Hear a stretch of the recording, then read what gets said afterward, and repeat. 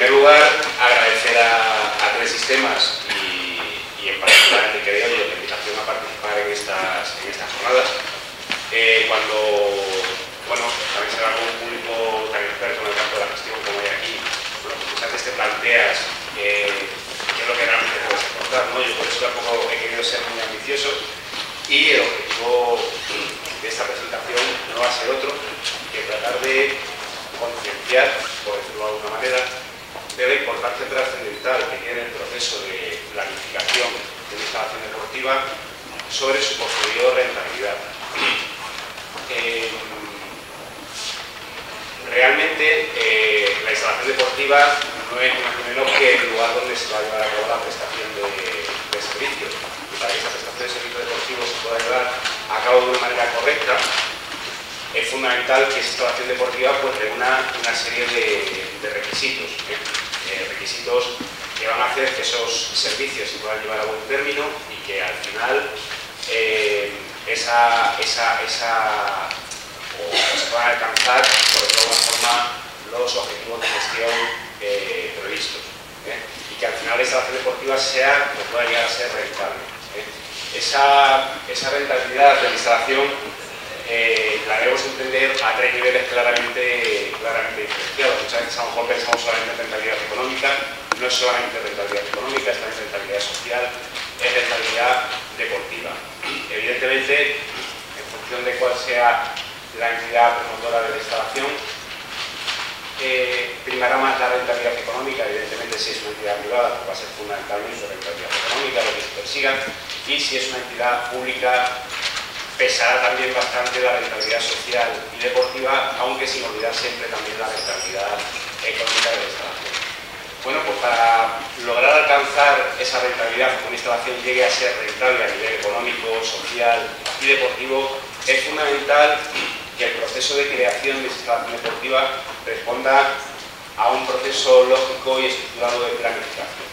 Por planificación entendemos todas aquellas acciones que vamos a llevar a cabo desde que surge la idea de construir una instalación deportiva hasta que esa instalación deportiva está finalmente construida. Es decir, todo lo que ocurre en ese proceso.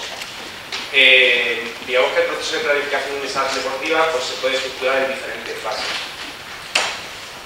Una fase inicial que todos conocemos o que siempre que se pregunta, bueno, ¿por dónde comienza la planificación de una instalación deportiva? Sería el análisis y diagnóstico de la oferta y de la demanda existente en el área de influencia del lugar donde se va a construir o se pretende construir esa instalación deportiva. Ese análisis y diagnóstico de la oferta y de la demanda pues, nos va a permitir conocer qué población vive en la zona donde queremos construir esa instalación deportiva, qué características tiene, cómo se distribuye en función de edad, género, qué nivel socioeconómico, qué otros agentes ya están ofertando servicios deportivos en ese lugar, qué instalaciones existen, cuál es su oferta de servicios, cuáles son los espacios deportivos que están ofertando. Y un análisis completo, un análisis diagnóstico de la oferta y de la demanda sería el primer paso que sí o sí hay que llevar a cabo cuando se va a construir una nueva instalación deportiva.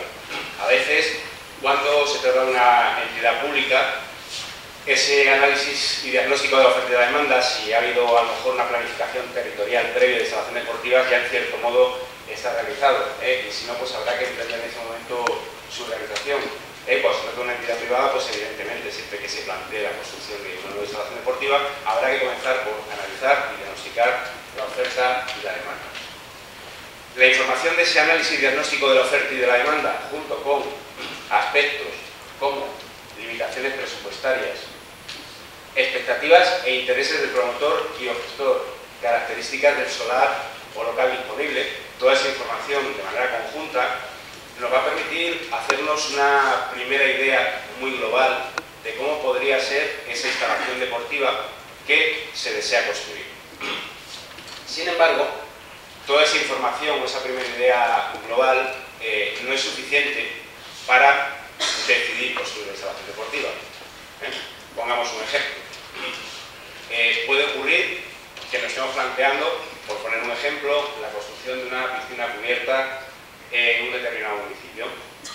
Puede ocurrir que no exista ninguna instalación de esas características en ese municipio que haya demanda, una demanda grande por poder disponer de una piscina cubierta y de una oferta amplia de actividades acuáticas, y sin embargo eso no es suficiente para que automáticamente se decida construir esa piscina cubierta o esa instalación deportiva. Es decir, el hecho de que exista demanda no significa que la instalación sea viable o sea factible el construirla. Siguiendo con el ejemplo que ponía de una piscina cubierta puede ser necesaria, pero una piscina cubierta es una instalación que tiene una rentabilidad económica complicada. Es decir, en muchas ocasiones se habla de la piscina como un mal necesario, ¿no? Es decir, es una instalación que tiene mucha demanda social, tiene rentabilidad social, tiene rentabilidad deportiva, pero la rentabilidad económica de una piscina cubierta es muy compleja. Por tanto, pese a que a lo mejor pudiera ser necesaria en una determinada zona, eso no es razón suficiente para decidir que vamos a seguir adelante y que se va a construir esa instalación deportiva. Antes de ello, habría que llevar a cabo un proyecto de gestión previo a la construcción. Un proyecto de gestión que evidentemente no va a ser definitivo, son estimaciones que se van a realizar a partir de esa idea global que tenemos de instalación deportiva. Es decir, vemos que puede ser o puede encajar esa piscina cubierta que hemos visto en ese municipio, puede ser interesante, pero hay que ser números. Es decir, hay que hacer un proyecto de gestión y tratar de ver si esa instalación deportiva en un futuro se va a poder gestionar y si su construcción también va a ser viable. Para ello, para llevar a cabo ese proyecto de gestión, habrá que elaborar como mínimo un plan de uso, es decir, un borrador de la futura oferta de servicios que se va a llevar a cabo en esa instalación, es decir, qué previsión tenemos de asistencia de usuarios, qué franjas horarias, qué actividades se van a llevar a cabo, qué personal va a ser necesario para desarrollar esos servicios. Ese plan de uso me va a permitir también hacer una previsión de ingresos que puede generar esa instalación deportiva y también una previsión de gastos que va a generar la prestación de esos servicios. Bueno, un plan de mantenimiento. Tendremos que tener una estimación de los costes que va a generar el funcionamiento habitual de esa instalación, gastos energéticos, etc. Y a partir de ese plan de uso y de ese plan de mantenimiento podremos elaborar un plan económico-financiero y valorar si esa instalación deportiva, o como ponemos el ejemplo de esa piscina, que realmente puede existir demanda, también es viable su construcción y su gestión posterior. Evidentemente, los resultados de ese proyecto de gestión pueden aconsejar hacer diferentes cosas y también dependiendo del tipo de entidad que sea la promotora de esa instalación. El proyecto de gestión nos puede decir que la instalación es perfectamente viable, tanto su construcción como su gestión posterior. Y entonces pues seguiríamos adelante. Sin embargo, puede ocurrir que ese proyecto de gestión nos indique que la viabilidad económica de esa instalación pues no va a ser posible. O realmente no va a ser una instalación rentable económicamente. Ahí ya si la actividad promotora activada, pues evidentemente habrá que desestimar ese proyecto, o buscar otra ubicación o modificar, que también podría ocurrir, ese proyecto inicial. Es decir, el proyecto de gestión también nos puede servir para modificar la idea inicial que teníamos de instalación y a partir de ciertos cambios poder conseguir que esa primera idea que teníamos sea rentable y se pueda llevar a cabo. A lo mejor podemos, siguiendo con el ejemplo de la piscina, podemos darnos cuenta que la piscina, quizás como unidad de negocio independiente o como una única unidad de negocio, no es rentable, pero que a lo mejor si añadimos otra serie de espacios, sí que al final la instalación puede ser rentable y puede ser viable su construcción y su gestión posterior, porque a lo mejor en sí lo que es la piscina solamente nos resulta viable económicamente, pero nos puede atraer socios o usuarios a otra serie de servicios que estemos prestando. Entonces, básico, el análisis y diagnóstico de la oferta y de la demanda para hacernos una idea inicial de cómo podría ser esa instalación deportiva y a continuación proyecto de gestión para valorar la posible viabilidad de la construcción y la gestión posterior de esa instalación deportiva.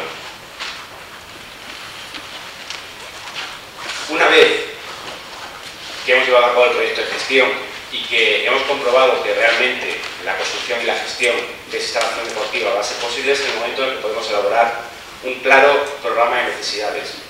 Un programa de necesidades en el que vamos a definir con detalle cuáles van a ser las necesidades de espacios deportivos en esa instalación, número, tipo y dimensiones, Una vez que hayamos definido cuáles van a ser los espacios deportivos que tendrá esa futura instalación deportiva, podremos detallar qué espacios auxiliares son necesarios para complementar esa oferta de espacios deportivos. A continuación, establecer criterios para organizar y distribuir correctamente esos espacios y, por último, definir las características específicas de cada espacio.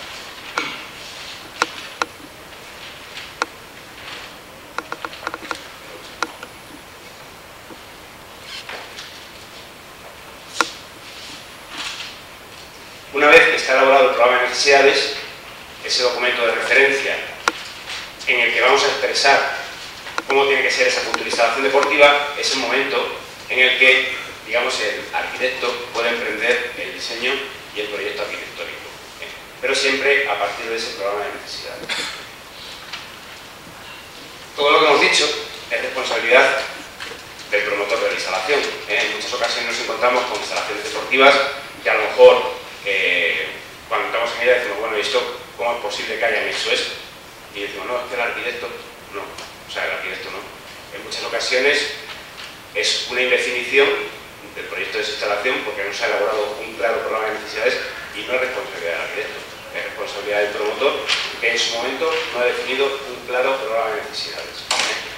Insisto, todo ese proceso que hemos explicado es responsabilidad del promotor y luego de las personas o de la empresa en la que delegue también. Evidentemente hay empresas consultoras o hay personas que van a ayudar a llevar a cabo ese proceso.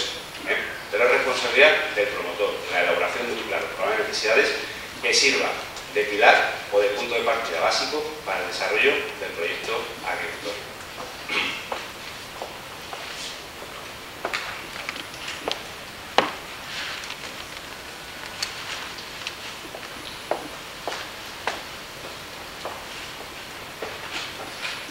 Bueno, vamos a ver a continuación una serie de criterios que deberíamos tener presentes durante el proceso de planificación y vamos a acompañarlo también de ejemplos prácticos para ejemplificar eso que estamos explicando. Bueno, el primero de esos criterios sería que la tipología de espacios deportivos que tenga una instalación deportiva debería ser acorde con el uso que se va a hacer de ellos. Bueno, si el proceso de planificación que hemos explicado anteriormente se sigue de forma adecuada, es decir, ha habido un estudio previo de la oferta y la demanda, un proyecto de gestión y a partir de ahí se ha elaborado un programa de necesidades, esto debería ser así. Es decir, las características de los espacios deportivos tendrían que ser acordes con el uso que se va a hacer de ellos, porque la instalación deportiva se ha definido a partir de las necesidades detectadas, no puede ser de otra forma. Por tanto, si lo que se pretende es rentabilizar al máximo la inversión que se va a realizar, las características de los espacios y la tipología de espacios tienen que ser el resultado de traducir las necesidades de servicio detectadas a aquellos tipos de espacios que sean más adecuados para satisfacerlas. Sin embargo, nos encontramos con ejemplos de instalaciones deportivas en lo que eso no ocurre, ¿no? Es decir, donde las características de los espacios deportivos quizás tienen poco que ver con la demanda existente o con el tipo de actividades que se van a desarrollar en ellos. Seguro, probablemente que alguno tiene algún ejemplo en la cabeza ahora mismo. Bueno, cuando eso ocurre, surgen problemas de desadaptación entre la infraestructura deportiva que se ha creado y las características y las demandas de sus potenciales usuarios. Y en consecuencia, se devalúa la funcionalidad de la instalación y la rentabilidad de la inversión realizada. Y veamos, como he dicho, pues un ejemplo representativo. Un ejemplo muy claro lo tenemos en muchas piscinas cubiertas, que pueden existir en muchos municipios. Pensemos en un municipio de tamaño medio y bueno, estas imágenes representarían de la izquierda lo que viene a ser la oferta de actividades acuáticas normal de una piscina, ¿no? Es decir, grupos de adultos, mantenimientos, a lo mejor, bueno, podríamos poner muchas más imágenes, ¿no? en este lado. Una oferta de actividades que nada tiene que ver, quizás a lo mejor con el entrenamiento o con la competición. Sin embargo, en muchas ocasiones nos encontramos con piscinas cubiertas de esas características, ¿no? Un vaso principal y un pequeño vaso de apoyo. El vaso principal, en muchas ocasiones, bueno, pues tiene las dimensiones requeridas para la competición, dimensiones reglamentarias en cuanto a longitud, anchura y profundidad. Es decir, el vaso está diseñado fundamentalmente para este tipo de actividades cuando el 95% del uso se centra en ese otro tipo de actividades acuáticas de carácter no reglado. Eso es un claro ejemplo de desadaptación entre la instalación o las características de los espacios creados y el tipo de actividades que se van a desarrollar en ellas.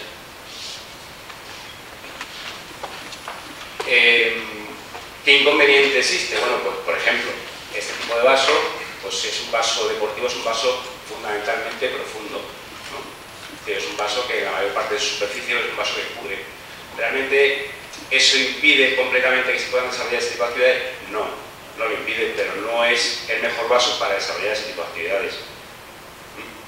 ¿Quiere decir eso que no se deba atender este tipo de demanda? Tampoco.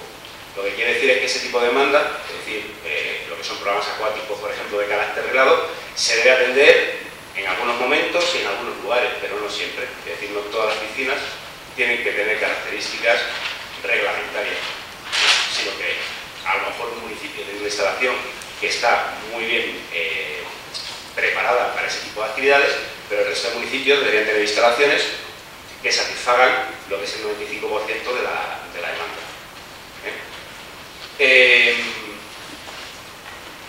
Lo hemos dicho, es decir, la piscina que es una instalación deportiva que es muy difícil de rentabilizar.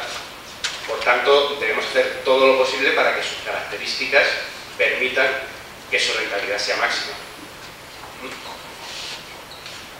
Aquí, por ejemplo, cuando el vaso tiene características reglamentarias, lo que se plantea es un problema importante para poder desarrollar, decíamos, por su profundidad, otro tipo de actividades que no requieren que el vaso sea profundo. Alguno podría plantearse, bueno, pues incluimos mecanismos de conversión, ¿no? Como fondos móviles, tanques móviles, que también los hay, y que te permiten en un solo vaso pues, crear el entorno más adecuado para poder desarrollar actividades distintas. Pero claro, estamos hablando de que la piscina es una instalación muy difícil de rentabilizar. Entonces los costes de construcción hay que ajustarlos al máximo y los de explotación posterior. Pero no nos podemos permitir, si lo que queremos es rentabilizar al máximo la inversión realizada, pues irnos a mecanismos de este tipo para conseguir la mayor polivalencia posible. En un estudio que hacíamos, proponíamos para instalaciones municipales, por ejemplo, un modelo de vaso de 25 por 12,5 por si hubiera que atender al entrenamiento básico en natación y compatibilizarlo con otro tipo de actividades. Bueno, pues un vaso con un perfil de profundidad ajustado a las necesidades de esas otras actividades de carácter no reglado. Es un vaso fundamentalmente poco profundo, 1,10 m a 1,40 m la mayor parte de su superficie, y que podría ser a lo mejor el vaso tipo polivalente para una piscina cubierta municipal, de un municipio mediano, ¿de acuerdo? Que lo que le interesa fundamentalmente es atender pues, la demanda de esos grupos de población que no requieren un vaso reglamentario. Lo que pasa es que al final, cuando estas cosas ocurren, el proceso de planificación, como veíamos antes, se desvirtúa por completo. Es decir, no ha habido un análisis diagnóstico de la oferta y la demanda, ¿no? Lo que ha habido es, bueno, pues un programa de necesidades sin definir, se ha hecho una piscina, al final ha habido grupos de presión, a lo mejor el club de natación, que es el que ha presionado para que al final el vaso fuera reglamentario, y al final se ha construido una instalación que no se ajusta con las necesidades existentes.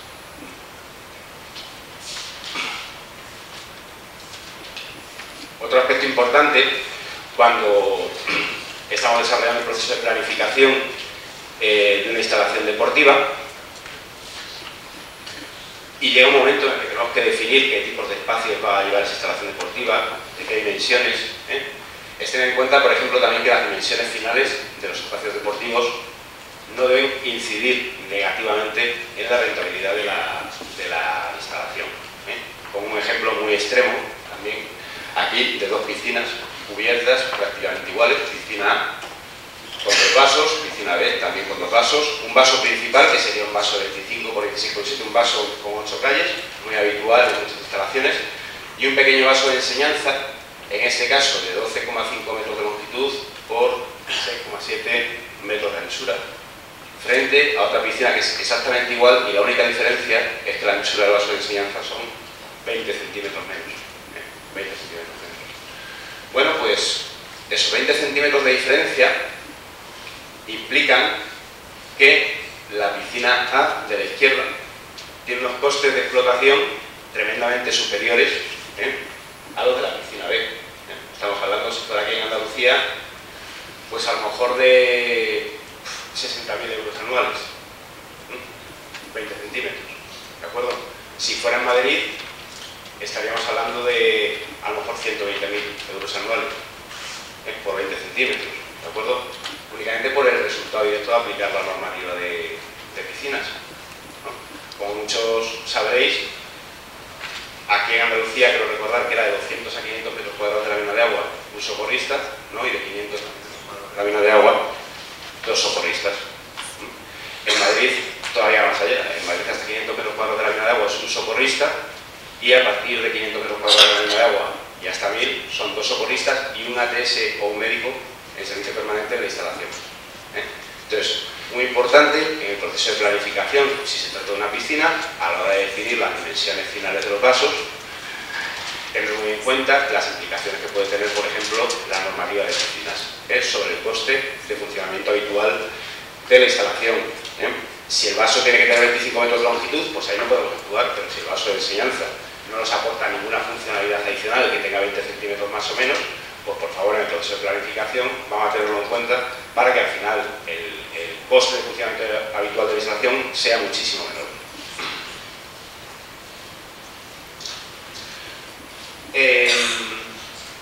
También en el proceso de planificación y a la hora de elaborar el programa de necesidades llega un momento en el que hay que definir necesidades de espacios auxiliares, número, tipo y dimensiones. Bueno, pues una mala previsión también a la hora de planificar la necesidad de espacios auxiliares también puede luego acarrear importantes problemas a la hora de gestionar la instalación, en su mantenimiento, en su funcionalidad. Entonces vamos a comentar y vamos a poner algunos ejemplos muy concretos de 4 tipos de espacios auxiliares, ¿de acuerdo? En primer lugar, almacenes de material deportivo. El almacén de material deportivo es fundamental, ¿no? Es decir, cuando se planifica una instalación, la mayor parte de los espacios deportivos deben tener su correspondiente almacén de material deportivo. No solamente tenerlo, sino que esté próximo al espacio deportivo.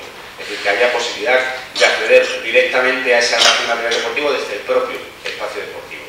Sin embargo, en piscinas cubiertas y en salas pequeñas es muy habitual que no existan almacenes de material deportivo. Aquí, por ejemplo, vemos un vaso de enseñanza, tiene foso de enseñanza que no se utiliza, pero no tiene almacén de material deportivo, luego al final han utilizado el foso de enseñanza como almacén de material deportivo. Sala pequeña, sala de clases colectivas, se utiliza mucho material, ¿de acuerdo? Al final el material se termina colocando alrededor de la sala, la superficie útil para la práctica pues se va reduciendo, se complica luego la limpieza de la sala, es decir, muy importante tener dotaciones de almacenes de material deportivo cuando se planifica la instalación. En el caso de salas grandes, el hecho de que se pueda acceder directamente al almacén de material deportivo implica que en pabellones, por ejemplo, ese almacén tendría que ir ubicado en el lateral de la sala, de tal forma que cuando se divide mediante cortinas separadoras exista la posibilidad de acceder desde cada una de las partes en las que se divide la sala a el almacén de material deportivo. Vestuarios. Los vestuarios son la piedra angular también en la gestión de la instalación deportiva. Es decir, una mala previsión a la hora de dimensionar los vestuarios puede implicar que los objetivos de gestión que se han planteado para esa instalación deportiva no se puedan alcanzar. Es decir, podemos tener una instalación deportiva donde los espacios deportivos están muy bien planificados, hay espacio suficiente para poder alcanzar en hora punta los usuarios previstos que teníamos en nuestro proyecto de gestión, pero luego resulta que nos hemos equivocado a la hora de dimensionar los vestuarios. Bueno, pues eso va a ser un problema importante, ¿de acuerdo? Es decir, no vamos a poder alcanzar el número máximo de usuarios que vamos a tener previsto en hora punta de la instalación. Además, el vestuario está altamente relacionado con la satisfacción del usuario con el uso de la instalación. Es decir, es un espacio auxiliar que debemos cuidar especialmente a la hora de planificar una instalación deportiva. En la documentación que tenéis, he puesto unos valores de referencia que voy a pasar rápido, y un ejemplo práctico de cálculo de dimensiones de vestuarios, siempre calculadas a partir del número máximo de usuarios que vamos a tener previsto o que tenemos previsto en la instalación deportiva. Todo vestuario tiene una zona seca y una zona húmeda. La zona seca sería la zona de taquillas y bancos, la zona de cambio, y la zona húmeda pues equipará con duchas, lavabos, inodoros. Bueno, pues, ¿qué superficie debería tener cada una de esas partes del vestuario? Bueno, pues la zona seca, entre 2 y 2,5 metros cuadrados por usuario en el vestuario, y la zona húmeda entre 1 y 1,5, es decir, una superficie que oscila total entre 3 y 4 metros cuadrados de vestuarios por usuario que se encuentra en el vestuario en ese momento. ¿Cómo calculamos? Porque sería la pregunta, bueno, ¿y yo cómo sé cuánta gente va a haber en el vestuario? Bueno, pues es fácil. Podemos calcular cuánta gente va a haber en los espacios deportivos, porque ya sabemos qué espacios deportivos va a tener esta instalación. A partir del número máximo de usuarios que pueda haber en los espacios deportivos, una regla o valor de referencia que utilizamos, es decir, no más del 50% de los usuarios totales de la instalación van a coincidir simultáneamente en los vestuarios. Es decir, mis vestuarios deberían tener capacidad para el 50% del aforo máximo de la instalación. Ahí vemos un ejemplo, como os decía, de cálculo, donde vienen una serie de espacios deportivos en una instalación, superficie de cada uno de esos espacios, metros cuadrados por usuario como valor de referencia para poder calcular cuál es el aforo máximo de la sala de clases colectivas, de la sala de ciclo indoor, de la de fitness, y al final, capacidad máxima que podría tener cada una de esas salas en un momento determinado. Si esa es la capacidad máxima de la instalación deportiva en hora punta, hemos dicho que no más del 50% de los usuarios va a coincidir simultáneamente en los vestuarios. Es decir, deberíamos tener vestuarios para una capacidad aproximada de 130 usuarios. Multiplicando por 3-4 metros, que hemos dicho que era el valor de referencia, la superficie total de vestuarios debería oscilar entre 390 y 520 metros cuadrados. Supongamos que se deciden construir 400 metros cuadrados de vestuarios. Esa sería la superficie total para dar cabida o para poder tener en hora punta el número máximo, si se llegara a alcanzar, que no se va a alcanzar, el número máximo de usuarios en la instalación deportiva. A partir de aquí nos podemos plantear diferentes cuestiones. Es decir, esos 400 metros cuadrados de vestuarios, ¿en qué los voy a traducir? En 2 grandes vestuarios de 200 metros cada uno, en 4 módulos de vestuarios, en 3, en 6, son cosas que hay que plantearse durante el proceso de planificación. No vamos a entrar ahora en detalle porque no tenemos tiempo, pero evidentemente así a priori parece que traducir esa superficie en más de 2 módulos puede ser interesante. Con el fitness, si por ejemplo decidiéramos construir 4 módulos de 100 metros cada uno, pues a lo mejor en horas valle poder tener 2 de esos módulos cerrados, o 1, ¿vale? Y solamente tener abiertos al público el resto, y en hora punta pues sí tener abiertos todos los módulos de vestuarios. Además, esos módulos de vestuario quizás sería interesante que no estuvieran diseñados para un género u otro, es decir, se quitarían urinarios, se pondrían más inodoros, e indistintamente, en función de cambios que se pudieran producir en la demanda, pues se podrían utilizar 3 módulos para mujeres y 1 para hombres, o al revés, o en determinadas horas se podría, es decir, tendríamos una zona de vestuario mucho más polivalente. También puede surgir la pregunta de ¿debemos diferenciar vestuarios para dar servicio a determinados espacios deportivos? Pues a lo mejor si la instalación tiene piscina y zona de fitness, pues si nos interesa hacer unos vestuarios distintos, o no, porque a lo mejor la tarifa que vamos a cobrar es una tarifa única y no da lo mismo. Es decir, todo eso hay que planteárselo durante el proceso de planificación y elegir la estructura de vestuarios más adecuada para el tipo de gestión que vamos a realizar. Graderíos. Bueno, los graderíos es otro espacio auxiliar que muchas veces se decide automáticamente incluirlo en una instalación. Es decir, hay ciertas instalaciones como la piscina o un pabellón, automáticamente graderíos. Bueno, pues esto tampoco debería ser así tan automático, es decir, habría que plantearse realmente la demanda que existe. Y en función también de la previsión que haya de asistencia y instalación, decidir cuál es la opción más adecuada para albergar a cierto número de espectadores.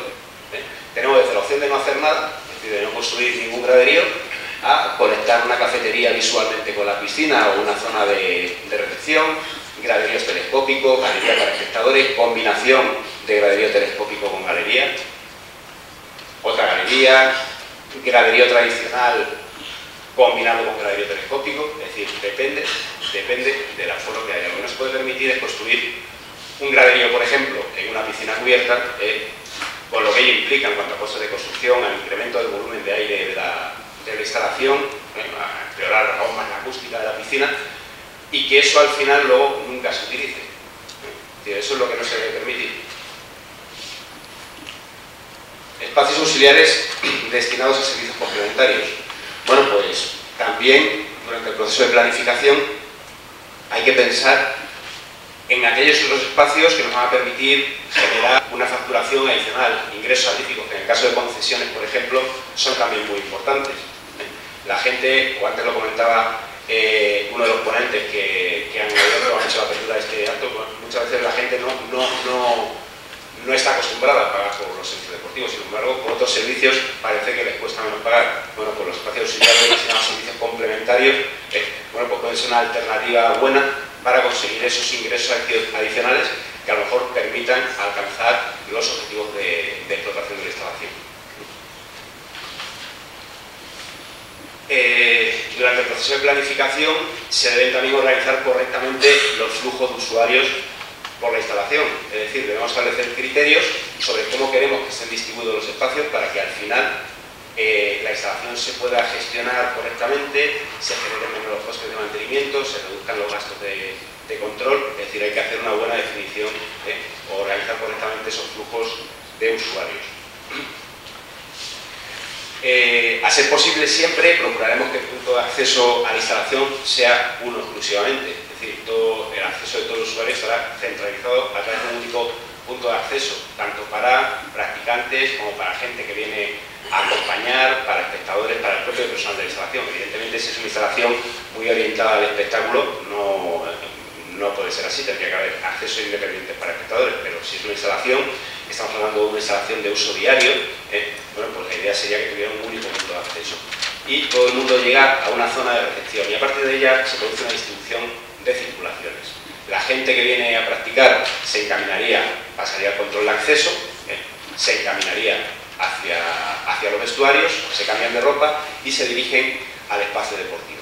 Eso serían circulaciones para deportistas o practicantes, donde los vestuarios, digamos, diferencian lo que serían circulaciones de calzado de calle de circulaciones de calzado deportivo. Ya veremos luego, concretamente nos centraremos un momento en este tipo de circulaciones y veremos si es conveniente que los vestuarios sean zona de paso obligado o no, o qué alternativas hay.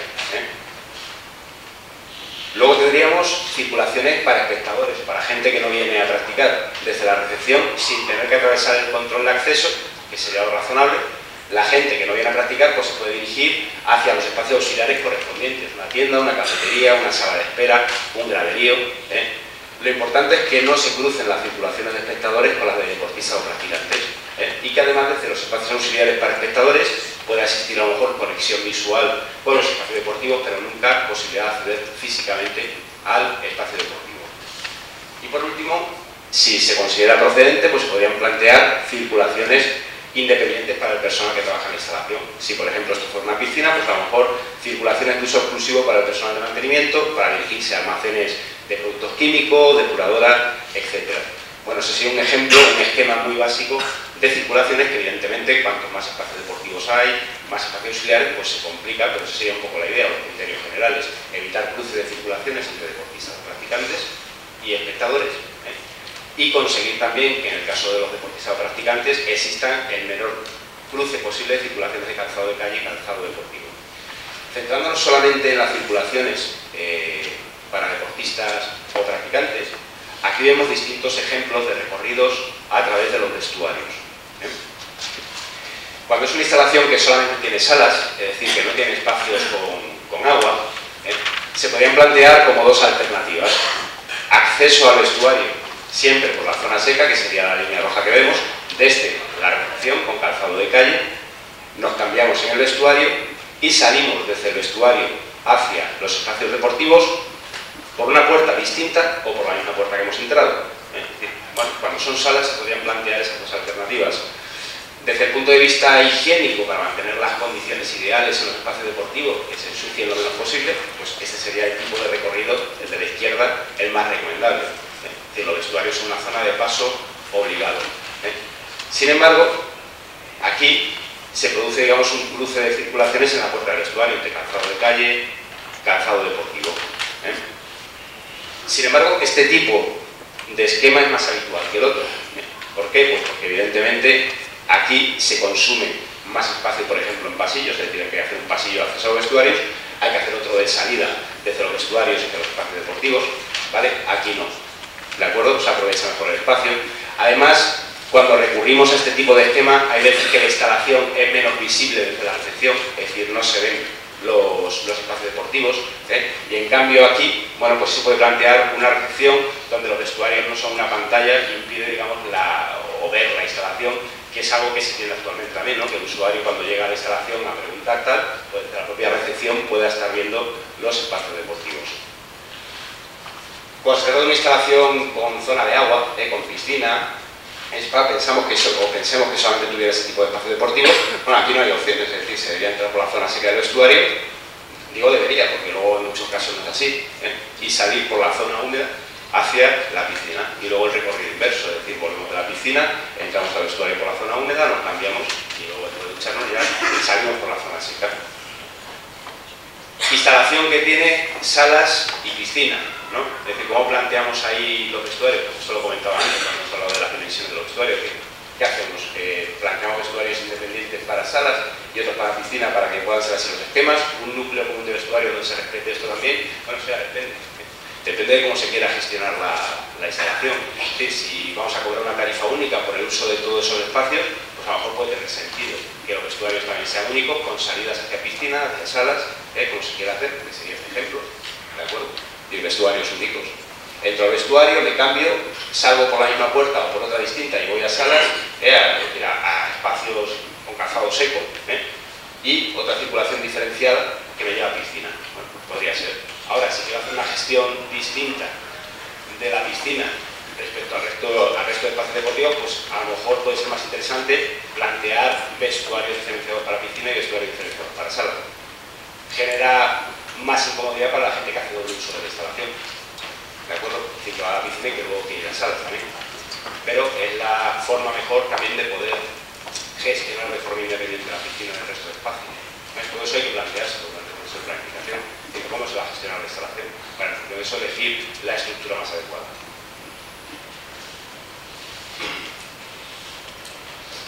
Pues planificar la instalación, también se deben contemplar alternativas que permitan la adaptación de la instalación a los cambios que se puedan producir en la demanda. Estamos planificando con el estudio actual de la oferta y de la demanda, pero la demanda cambia, ¿de acuerdo? Es decir, la demanda en poco tiempo algunas veces y en mucho tiempo en otros cambia. Todas las actividades del sector de fitness, bueno, pues son actividades muy cambiantes, ¿de acuerdo? Es decir, hoy está muy de moda a lo mejor un tipo de actividad y a lo mejor mañana ya no está de moda.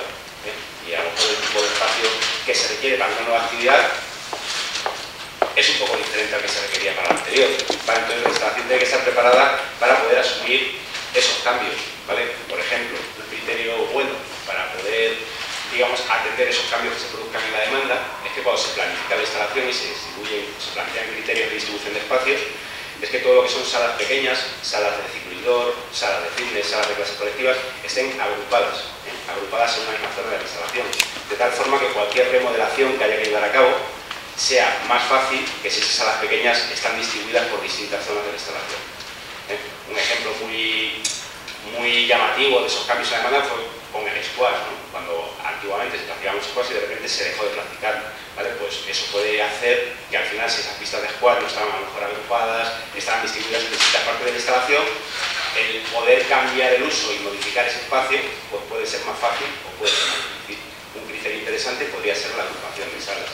También para adaptarse a los cambios que se puedan producir en la demanda, pues sería interesante que el solar o el local en el que se construya la instalación, lo que pasa es que evidentemente por el coste del suelo o por la escasez del suelo no siempre es posible, pero sería interesante que hubiera posibilidades de ampliación. Es decir, no perder a lo mejor la buena ubicación si crece la demanda, poder seguir en el mismo sitio.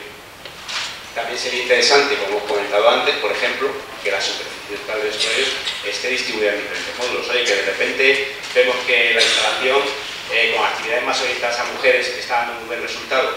Bueno, pues el hecho de que los vestuarios sean modulares me va a permitir cambiar el usuario de esos vestuarios y al final poder adaptar mejor la instalación a esos cambios que se produzcan en la demanda. Son solamente ejemplos, pero son cosas que debemos pensar y reflexionar sobre ellas durante el proceso de planificación de la instalación. También debemos lograr con los tipos de material que se utilicen definitivamente en la instalación, con la distribución de espacios, con las características de esos espacios, que la estancia en los diferentes espacios deportivos de la instalación resulte confortable para el usuario. Ahí vemos un ejemplo donde por el diseño de la instalación o por cómo se han distribuido los espacios, por las separaciones que no se han hecho, es complicado que la estancia resulte confortable. Aquí tenemos dos espacios deportivos con condiciones radicalmente distintas, condiciones ambientales, en cuanto a humedad relativa, temperatura ambiente, que hacen que la estancia al final de los usuarios no resulte confortable. Piscina cubierta, de acuerdo, donde la temperatura de ambiente pues a lo mejor puede estar o debería estar en torno a 30 grados, y sala de fitness, donde a lo mejor en la zona cardiovascular con 18 grados iríamos ya sobrados, con 20 grados. Además, el agua de la piscina pues tiende a evaporarse, evidentemente, y el tender a evaporarse lo que hace es que se incremente la humedad relativa. Las condiciones tan altas de humedad relativa no son nada buenas ni para la gente que está haciendo ejercicio, ¿vale?, ni tampoco para la maquinaria cardiovascular, por ejemplo, que probablemente la vida media que tenga al final de una instalación, y lo digo sin que esto tenga datos objetivos, pero es muy probable que consumidores eléctricos que están en esa zona con una humedad relativa muy alta, al final su vida media pues sea bastante más corta. Aquí vemos un ejemplo exactamente igual, piscina, sala de fitness, pero con separación física, ¿no?, que permite lograr variables de temperatura ambiental, humedad, completamente diferentes en ambos espacios, y que el efecto al final sea el mismo. Bueno, instalaciones, por ejemplo, una piscina con diferentes vasos, pues también de cara al confort ambiental o al confort del usuario en la instalación, nos podemos plantear la separación física de diferentes vasos. Todo lo que vemos aquí es una misma instalación acuática, ¿de acuerdo? Vaso terapéutico, vaso infantil, vaso de enseñanza, vaso deportivo polivalente, vaso recreativo, ¿de acuerdo? Bueno, pues aquí se ha optado, por ejemplo, por separar el vaso de enseñanza, el infantil y el terapéutico del resto de vasos. Por un lado, porque digamos que el uso, sobre todo en el vaso infantil y en el de enseñanza, era muy utilizado por niños, y con el fin de que a lo mejor molestar a lo menos posible durante el desarrollo de la actividad al resto de usuarios de la piscina, pues se decidió separarlo, por el tema de ruido, un poco por el ajetreo que hay de niños y tal. Y aparte también poder lograr temperaturas ambiente diferenciadas. Ya sabemos que la temperatura ambiente puede ser entre 2 y 4 grados superior a la del agua, ¿vale? Si todos los vasos están en una misma nave con temperaturas de agua muy diferentes, pues no se puede lograr que la temperatura ambiente sea distinta. Entonces, cuando se están separados físicamente, pues sí que se puede a lo mejor alcanzar ese punto. También para el confort del usuario resulta fundamental la adecuada orientación de los espacios deportivos en función del recorrido del sol. Cuando se trata de espacios deportivos aire libre, eje longitudinal orientado en dirección norte-sur, en este caso fundamentalmente para que el sol no moleste durante la práctica deportiva. Todos hemos visto lo molesto que es jugar al tenis, por ejemplo, cuando estamos en una pista. En espacios cubiertos, ya aquí no es solamente que el sol moleste lo menos durante la práctica deportiva, sino que además podamos lograr los valores de confort ambiental con el menor coste posible. Pues una piscina cubierta, por lo ideal sería que su eje longitudinal del vaso principal estuviera orientado en dirección este-oeste, que los fondos oeste y este no tuvieran ventanas y que el aporte principal de luz natural se produjera por el sur, el frente principal de ventanas al sur, y en el norte, pues a ser posible, a lo mejor sin ninguna ventana o con menos ventana. La luz que entra por el norte y por el sur es buena, ¿de acuerdo? Pero por el norte también entra mucho frío, ¿de acuerdo? Entonces, con el aporte de luz fundamentalmente por el sur, logramos que alcanzar esos 30 grados de temperatura ambiente, pues a lo mejor tiene un coste energético evidentemente menor. En el caso de pabellones, bueno, pues a lo mejor ya que la luz sea del norte o del sur no tiene tanta importancia porque la temperatura ambiente ya no es tan elevada, entonces se puede plantear que el aporte de luz natural se produzca por el sur y por el norte, y siempre eje longitudinal orientado en dirección este-oeste, sin ventanas en los fondos este y oeste, que es por donde realmente va a molestar el sol. En salas de fitness, salas de clase colectiva, pues también habría que buscar que la luz entrara por el sur y por el norte. Ahí ya depende, a lo mejor por fondos, por laterales, dependiendo de cómo se vaya a utilizar la sala. Esta, por ejemplo, con el sur-norte, pero realmente es orientación este, es decir, aquí molesta mucho el sol por las mañanas, pero es una cosa que cuando se planificó la instalación ya se sabía y se decidió hacer así. Dijo, bueno, pues nos va a molestar el sol durante una hora, pero vamos a hacer así por no renunciar a las vistas luego de un campo de fútbol que iba a haber aquí y una pista de atletismo. Bueno, pues hay que manejarlo eso durante el proceso de planificación y tomar decisiones. Ya sabemos que no está bien orientada, pero lo hacemos por este motivo. Y bueno, pues si realmente tiene sentido, pues adelante. Lo importante es reflexionar sobre ello. Bueno, de cara a conseguir también confort acústico, pues cuando veamos las características específicas de cada espacio, bueno, pues prever a lo mejor también utilizar revestimientos de paredes, soluciones en el techo que permitan un buen confort acústico, especialmente en piscinas y en salas que por el gran volumen de aire que tienen muchas veces la acústica es complicada. Todo eso hay que preverlo durante el proceso de planificación. Por último, como último criterio también al que deberíamos tender durante el proceso de planificación, sería la facilitación máxima de todas las tareas de mantenimiento que haya que realizar en la instalación. Y vamos a ver algunos criterios que pueden contribuir a ello, a la reducción de consumos. Piscina cubierta, vuelvo a hablar de ella, ya hemos dicho, muy difícil de rentabilizar como unidad de negocio independiente. Entonces vamos a intentar que nos cueste lo menos posible. Para ello, por ejemplo, el ajuste de los volúmenes de aire puede ser algo muy a valorar. Vemos aquí dos imágenes donde esta instalación tiene un ajuste, o el volumen de aire de esta instalación está bastante ajustado, tanto por la altura libre del edificio como por la anchura de las playas. Sin embargo, aquí vemos una instalación donde tiene playas tremendas, una gran altura libre, graderío, ¿de acuerdo? Y al final, los espacios deportivos que existen son prácticamente los mismos, pero el coste es muy diferente.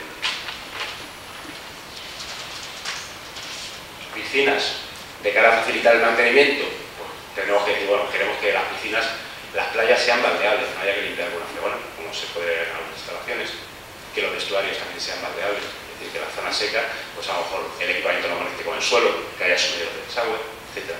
Mayor nivel de detalle, ¿no? Pero son ejemplos de cosas que hay que prever durante ese proceso de planificación o en la elaboración de todas las necesidades.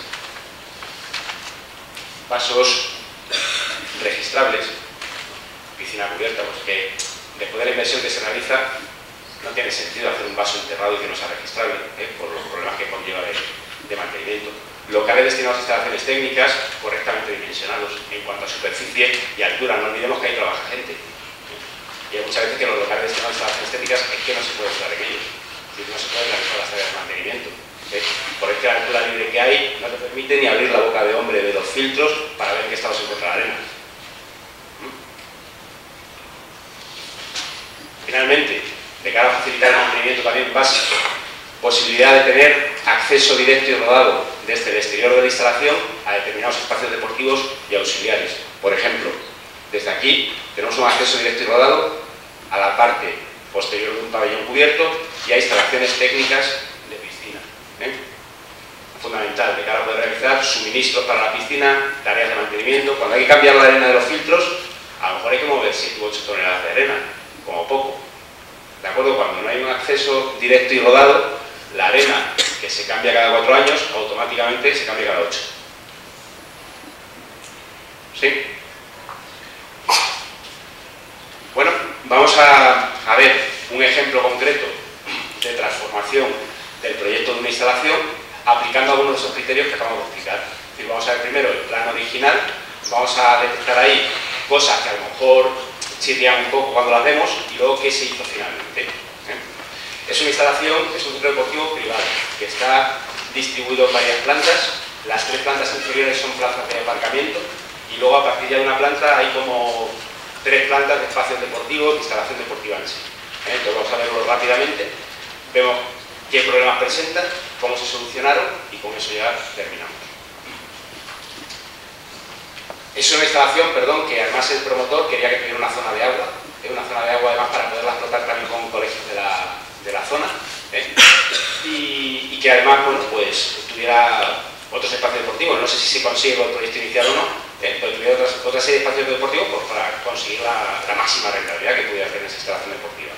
Bueno, aquí vemos la planta -1, que sería todo plazas de aparcamiento, ni más.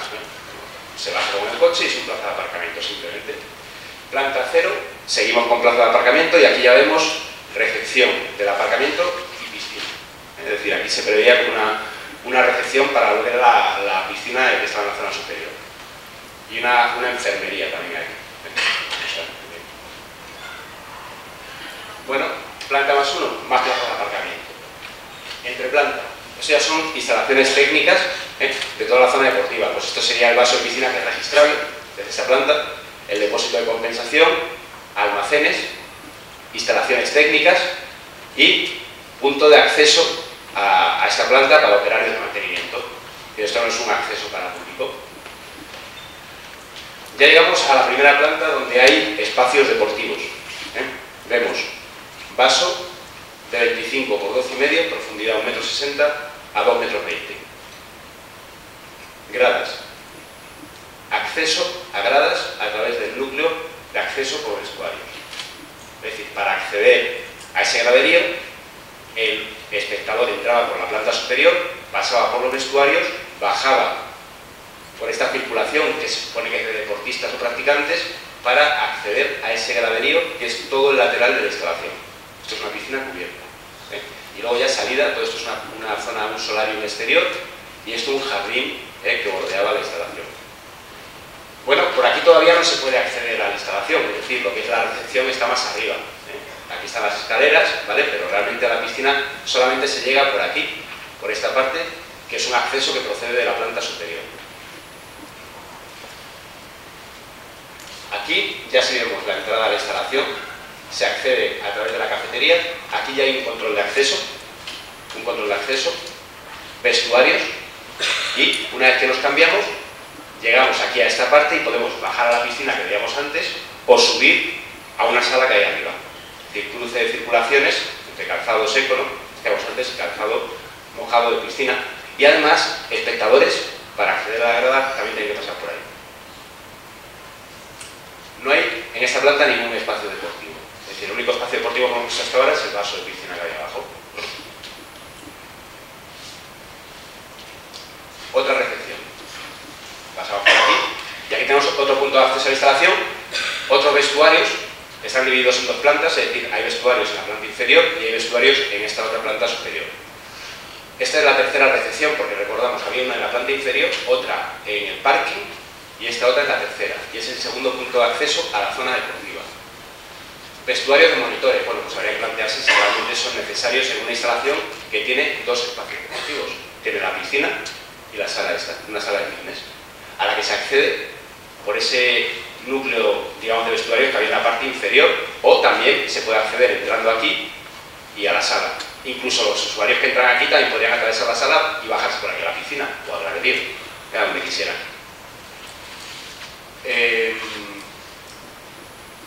Bueno,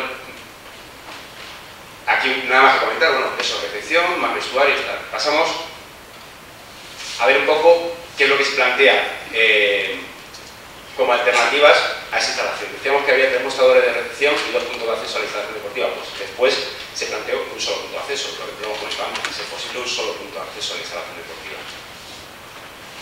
Había 2 únicos espacios deportivos. Hombre, eso de cara a la funcionalidad deportiva, un vaso de piscina, ya hemos dicho, difícil de rentabilizar económicamente, y una sala de fitness, pues realmente, digamos que no servía para mucho.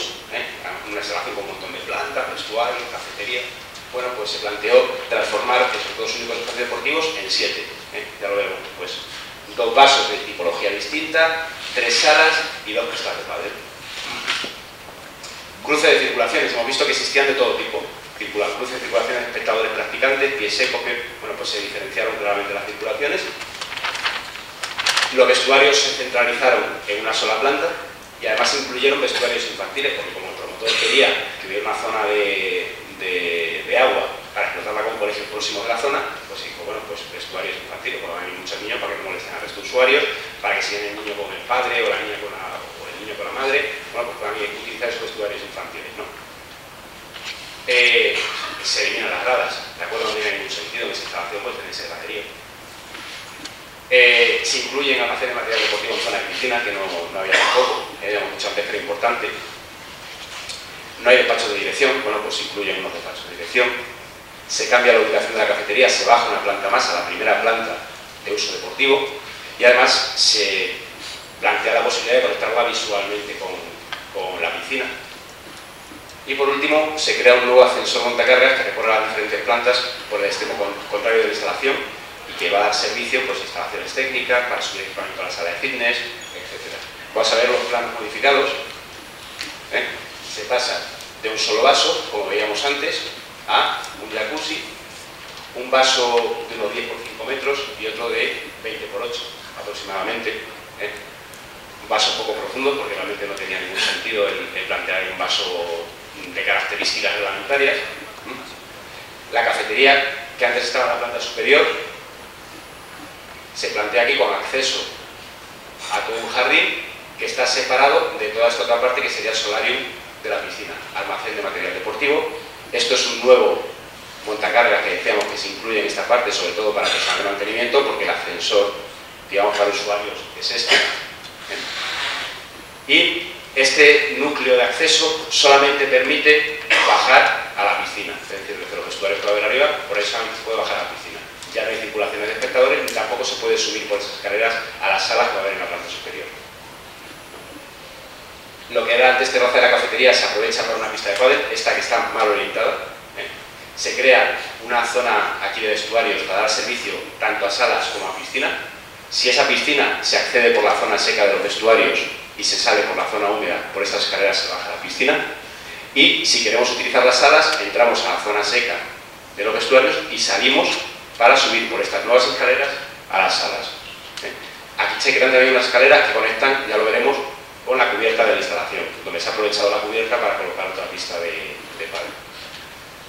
Más vestuarios, masculino y femenino, zona de dirección, sala de monitores y único punto de acceso a la instalación, es decir, un solo punto. De los dos que había antes más responsable de la recepción, pasamos a un solo punto de acceso a la instalación. Sala de fitness, a la cual ya no se puede acceder desde la parte inferior, solamente por aquí. Sala polivalente, con sus almacenes de material deportivo, otra sala polivalente. Y estas escaleras, que son las que venían de la pista de pádel que había en la parte inferior, nos llevan a otra pista de pádel, esta sí correctamente orientada, que se ha colocado en la cubierta de la instalación. Bueno, pues eso sería un ejemplo de aplicación de algunos de los criterios que hemos estado explicando a tener en cuenta durante el proceso de planificación de la instalación deportiva para mejorar su rentabilidad. Todo ello basado en maximizar el uso, incrementar su funcionalidad deportiva, reducir costes de funcionamiento habitual, facilitar tareas de mantenimiento y permitir que la instalación se pueda gestionar correctamente. No quería terminar también sin tres reflexiones. La primera de ellas sería que una instalación bien planificada se podrá gestionar bien o mal, pero una instalación mal planificada es muy difícil que se pueda gestionar correctamente. Por otra parte, ya lo dije al principio, mi objetivo con esta presentación era concienciar solamente, solo eso, sobre la importancia que tiene el proceso de planificación para la posterior rentabilidad de la instalación. Bueno, pues ahí, en ese proceso de planificación, es desde donde el ámbito de la gestión nos tenemos que hacer valer. Es decir, hay que colaborar, hay que trabajar en un equipo multidisciplinar aportando todas aquellas cosas que nos van a permitir mejorar la gestión y la rentabilidad posterior de esa instalación deportiva. Todo lo que se hace durante el proceso de planificación por lo general, además no tiene coste. Tiene coste después, cuando se ha hecho mal. Pero cuando se hace al principio, bueno, pues cuando hay una línea se pone otra. La distribución de espacio se cambia y eso no tiene coste. Y muchas de las cosas que hemos visto, es más, que cuestan menos que hacerlas mal. Y por último, y justo ahí que probablemente haya pasado un poquito de tiempo, cualquier intento de planificación, por tímido que sea, o por malo que sea, es mejor que no planificar. Muchas gracias.